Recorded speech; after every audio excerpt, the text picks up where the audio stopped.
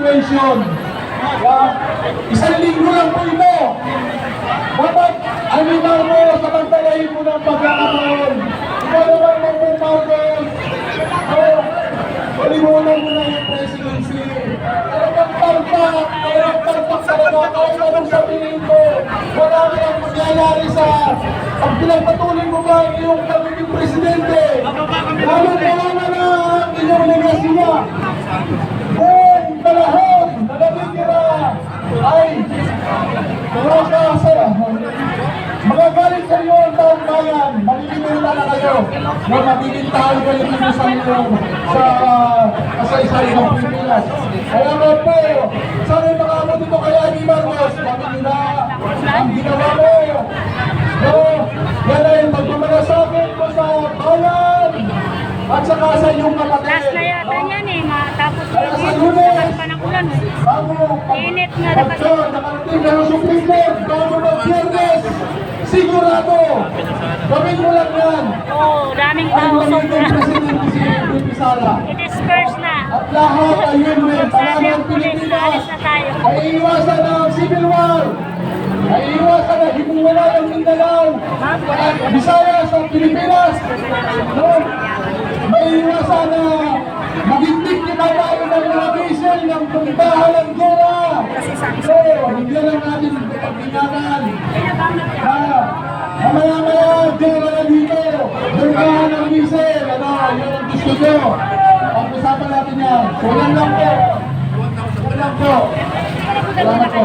Thank you, kay Tatay Rano.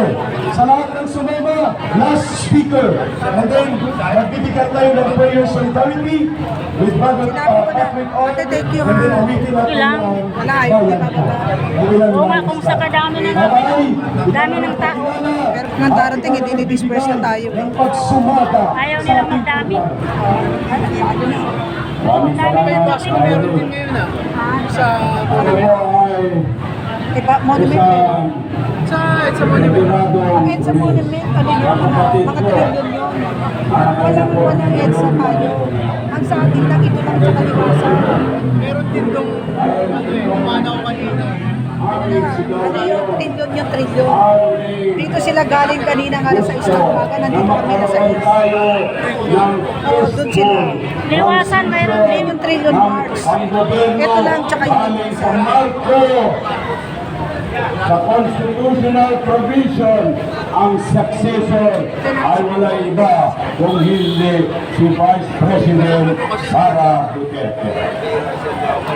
Makinig kayo, mga kababayan, at marinig naman ninyo ang lahat ng galing ng kapwa nating Pilipino dahil sa lahat ng anomalya, lahat ng pagkulakot, ang corruption.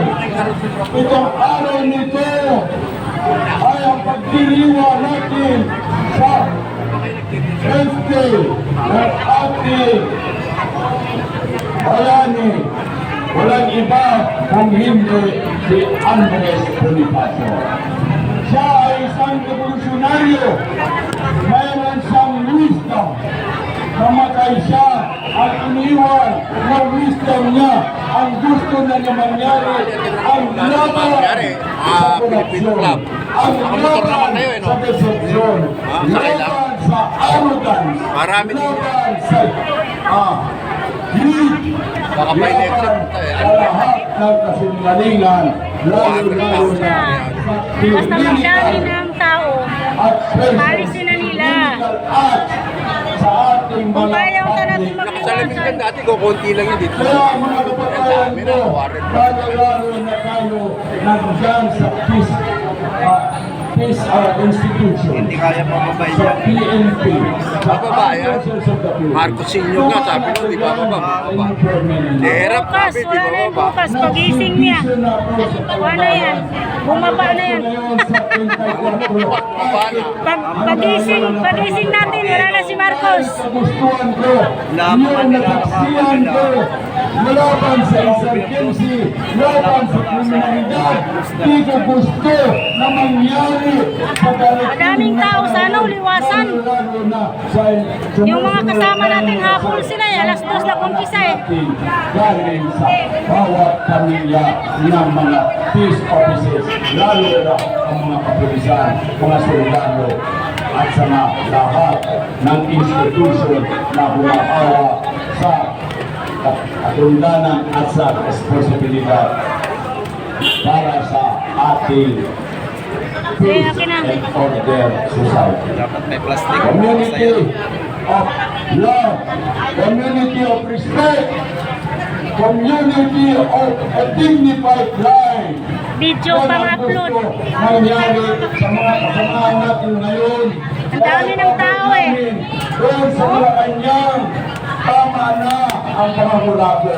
Tama na yung marching order na yung paulit kami rito. That is a blind loyalty. At dapat kami tulungan ninyo para mapakulong, mapatalsik natin ang nasasagdal. Kayo, Ito yung mga sapatos na nakita ko.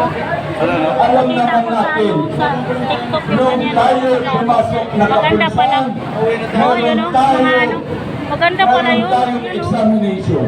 Yun o. Sa babae. Meron tayong euro. Ganun Ito pala. ngayon, mismo sinasabi ng kapatid niya na nanulol sa droga ang Yan, kadami yung mga tao, nagdatingan, lakas ng ulan. Senator Marcos, bakit hindi nyo inuhuli? Meron na, hindi naman dumaan ng euro, pero meron ebidensya naman. Bakit tayo sa kapulisan, hindi natin pwede sa si Bongo.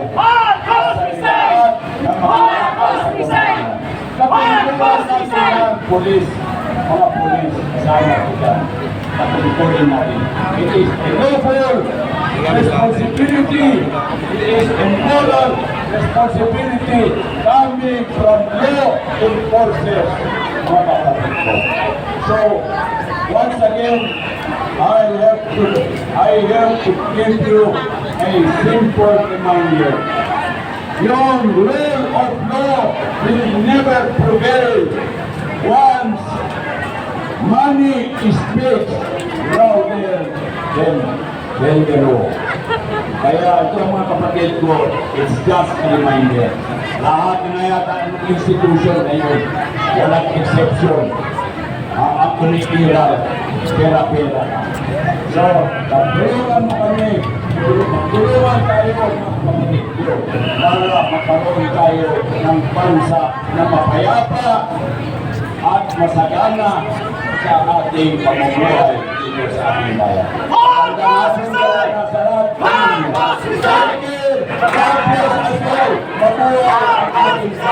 Mabuhay ang Pilipinas. Maraming salamat kay Retired Police Colonel Tom Tapal. At may special announcement lang before we disperse at baka pamaan yung pilak si Kaya Rick dito. Naparami, and then we will have our Bayan Talk Finals. Muli po, maraming salamat sa ating kapulisan. Susunod po kami sa ating pagkasunduan. Alam naman po namin, susunod lang po kayo sa utos nyo. Ayaw din po namin mapahama kayo. Muli po, salamat sa ating mga kapulisan, sir. Maraming salamat sa inyo. Kami po ay susunod sa ating kasunduan. Total naman ang hulunan din po. Maraming salamat din po sa mga dumating po dito. Para po sa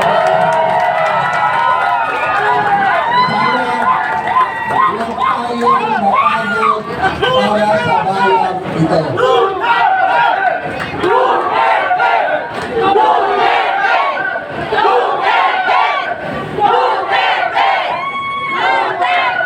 Okay po. At magkita-kita po muli tayo. Ulitin ko po sa management ng Robinson Maraming salamat po sa inyo, sa mga guard niyo po. Maraming salamat din po sa inyo. Pahiga. Kahit paano po, Pahiga ng nadinig cellphone. ang mga mamamayan. Tama na yan. Pahiga na. Ng justisya. Pahiga. Bakit pa kayo? God bless Pilipinas. Mahalingin. Daming tao dito eh. Thank you so much.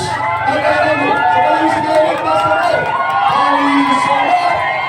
Mabinuhay sa sariling bayan.